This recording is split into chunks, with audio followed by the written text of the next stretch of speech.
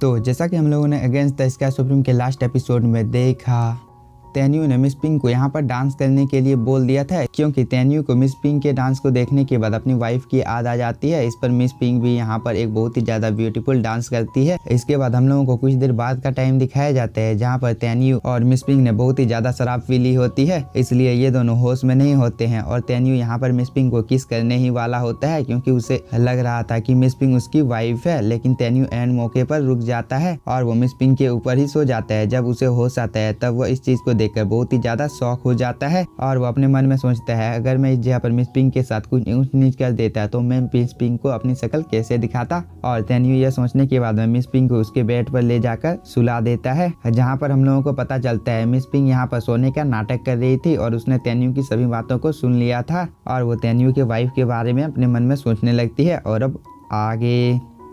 तो इस एपिसोड की शुरुआत में हम लोगों को मिस पिंक को दिखाया जाता है, जो कि थोड़ी सी उदास लग रही होती है, क्योंकि तेन्यू इस जगह से चला गया होता है और उसने जाने से पहले इस जगह पर एक स्क्रोल मिस पिंक के लिए छोड़ दिया था, जिसे पढ़ने के बाद मिस पिंक यहाँ पर और भी ज्यादा उदास हो जाती है, क्योंकि इस स्क्रोल में तेन्यू ने लिखा था, मुझे कुछ काम है जिसकी वजह से मैं तुमसे 2 साल तक नहीं मिल पाऊंगा। इसी वजह से मिस पिंक यहाँ पर इतनी ज्यादा उदास हो जाती है। इसके बाद सीन शिफ्ट होता है, हम लोगों को तेन्यू को दिखाया जाता है, जो कि चिंगफेंग से मिलने के लिए आ गया होता है और वो चिंगफेंग को बोलता है, मैं तुम्हें इतनी देर तक इंतजार कराने के लिए माफी मांगता हूँ, क्योंकि मुझे कोई इंपॉर्टेंट काम आ गया था। इस पर चिंगफेंग बोलता है, ब्रदर तेन्यू तुम कुछ देर के लिए नीचे ही रहो, मैं तुरंत तुम्हारे पास आती हूँ। इस पर तेन्यू यहाँ पर अलमारी के पास आ जाता है और वो एक बुक को उठा लेता है, लेकिन तभी हम लोगों को चिंगफेंग को दिखाया जाता है, जो कि बहुत ही ज्यादा नर्वस लग रही थी, क्योंकि तेन्यू उसके घर में पहली बार आया था और उसे उससे मिलने में यहाँ पर थोड़ी सी शर्म आ रही थी, लेकिन वह हिम्मत कर यहाँ पर तेन्यू से मिलने के लिए जाने लगती है। और वो तेन्यू के पास पहुंचने के बाद बोलती है, तेन्यू तुमने मुझे बोला था कि तुम्हें मुझसे एक इम्पोर्टेंट काम है, वह इम्पोर्टेंट काम क्या है।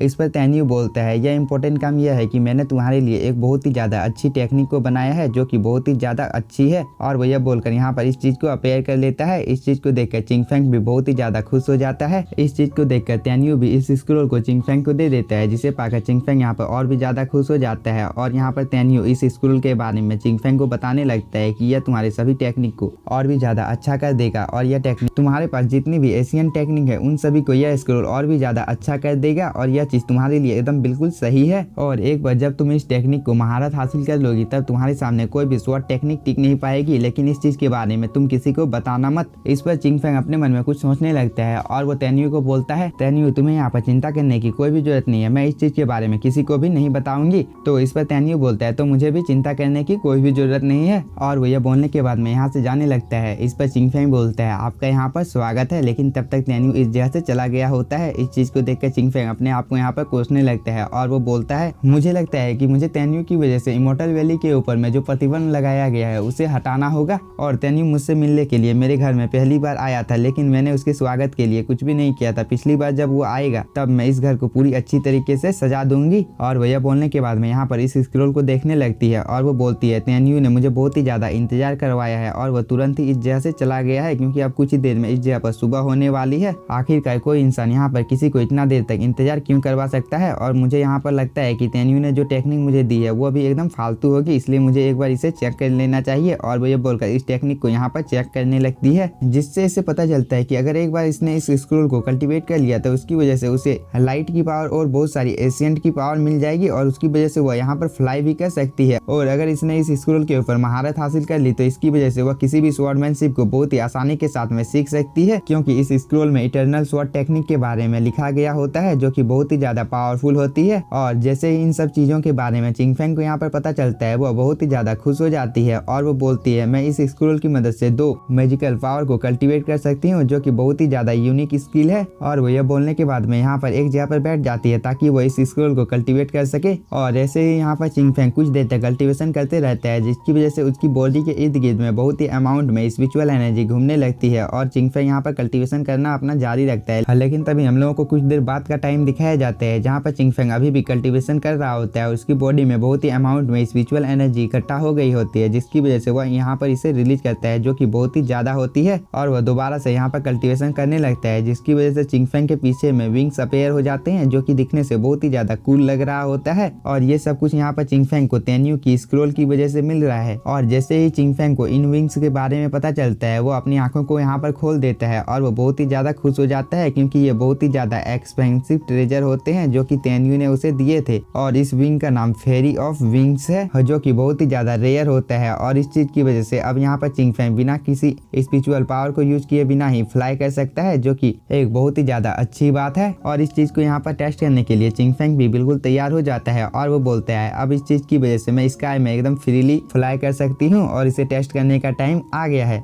चिंग फैंग के यह बोलने के साथ ही यह सीन यहीं पर कट होता है। हम लोगों को कुछ देर बाद का टाइम दिखाया जाता है जहाँ पर चिंग फैंग फ्लाई कर रहा होता है और वो बहुत ही ज्यादा खुश होता है क्योंकि उसने यहाँ पर सोल रिलम को भी अचीव कर लिया होता है और वो यहाँ पर अपने विंग्स की स्पीड को भी टेस्ट करने लगती है जो कि बहुत ही ज्यादा होती है। लेकिन तभी सीन शिफ्ट होता है। हम लोगों को तेन्यू और इन लड़कियों को दिखाया जाता है जो कि यहाँ पर मेडिटेट कर रहे होते हैं। लेकिन तभी चिंग फैंग इन लोगों के ऊपर से उड़ कर जाता है जिसे यह लड़की जाता हुआ देख लेती है और वो अपने एक साथी को बताने लगती है कि स्काई में एक आदमी उड़ रहा है जिसके पास विंग्स है। इस बात को सुनकर ये लड़की भी अपनी आंखों को खोल देती है और वो बोलती है कहाँ तुमने बर्डमैन को उड़ते हुए देख लिया है। इस पर ये लड़की यहाँ पर स्काई में चिंग फैंग को चारों तरफ ढूंढने लगती है लेकिन बहुत ज्यादा ढूंढने के बाद वो चिंग फैंग उसे कहीं पर भी नहीं दिखता है। इस पर ये दूसरी लड़की यहाँ पर इस लड़की का मजाक उड़ाते हुए बोलती है शायद तुम्हें वहम हुआ होगा क्योंकि बर्डमैन आखिरकार कैसे हो सकता है। इस बात को सुनकर इस लड़की को बहुत ही ज्यादा गुस्सा आ जाता है और वो बोलती है क्या तुम्हें मेरी बातों के ऊपर भरोसा नहीं है। मैंने अपने इन्हीं आंखों से बर्डमैन को स्काई में उड़ते हुए देखा था और तुम लोग यहाँ पर मेरी बातों के ऊपर भरोसा क्यों नहीं कर रहे हो। और ये बर्डमैन अचानक से किस जगह पर चला गया, नहीं तो मैं तुम लोगों को यहाँ पर प्रूव भी कर देती कि मैंने उसे देखा है। इस बात को सुनकर यहाँ पर तेन्यू भी अपनी आंखों को खोल देता है और वो बोलता है सच में चिंग फैंग बहुत ही ज्यादा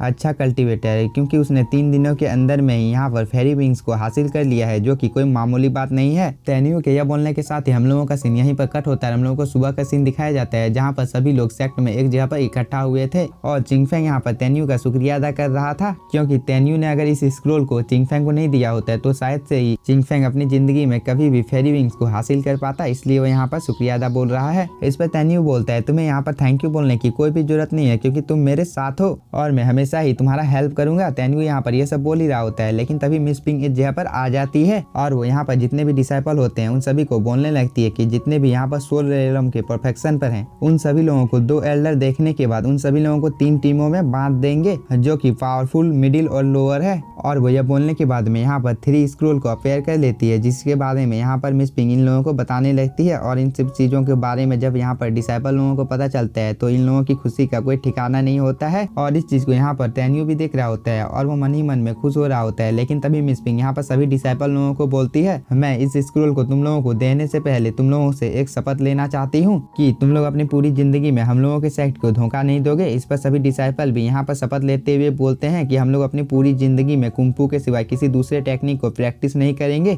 और हम लोगों के सेक्ट के जितने भी सीक्रेट हैं उन सब चीजों के बारे में हम किसी भी बाहरी व्यक्ति को नहीं बताएंगे और अगर हम लोगों ने ऐसा किया तो हम लोगों की मौत इसी जगह पर हो जाएगी और अगर फ्यूचर में हम लोगों को कोई पकड़ लेता है तो हम लोग अपनी जान दे देंगे लेकिन हम लोगों के सेक्ट के बारे में किसी भी सीक्रेट को लीक नहीं करेंगे। इस बात को सुनकर यहाँ पर मिस पिंग बहुत ही ज्यादा खुश हो जाती है और वो आदेश दे देती है कि यहाँ पर जितने भी पगोड़ा हैं उन सभी को एक्टिवेट कर दो। इस पर ये एल्डर यहाँ पर जितने भी पगोड़ा होते हैं उन सभी को एक्टिवेट करने लगता है और वह कुछ ही देर में यहाँ पर जितने भी पगोड़ा होते हैं उन सभी को एक्टिवेट कर देता है। इस चीज को देखकर ये दोनों लड़की आपस में बात करने लगती है कि अगर हम लोगों ने एक बार इस पगोड़ा के अंदर में कल्टीवेशन कर लिया तो इसकी वजह से हम लोगों की पावर बहुत ही ज्यादा बढ़ जाएगी। इसके बाद ये एल्डर यहाँ पर सभी लोगों को बोल देता है कि तुम में से यहाँ पर जो कोई भी पगोड़ा में कल्टीवेशन करने के लिए जाना चाहता है वो सभी लोग जा सकते हैं और जो नए डिसाइपल यहाँ पर हैं मैं उन लोगों को नई नई टेक्निक दूंगा। इस बात को सुनकर चिंग फैंग अपने मन में सोचता है तेन्यू ने मुझे जो टेक्निक दी है मैं उसे ही कल्टीवेट करूंगा। चिंग फैंग अपने मन में ये सब सोच ही रहा होता है लेकिन तभी तेन्यू बोलता है अब हम लोग 2 साल बाद मिलेंगे। इस पर ये लड़की लोग भी यहाँ पर हाँ बोलते हैं और तेन्यू इस जगह से चला जाता है और यहाँ पर जितने डिसाइपल होते हैं वो सभी लोग भी कल्टीवेशन करने के लिए चले गए होते हैं। इसके बाद हम लोगों को मिस पिंग और तेन्यू को दिखाया जाता है जो कि इस जगह पर आ गए होते हैं और मिस पिंग तेन्यू को बोलती है 2 साल बाद हम लोगों की मुलाकात होगी और मुझे उम्मीद है कि तुम बहुत ही ज्यादा पावरफुल हो जाओगे।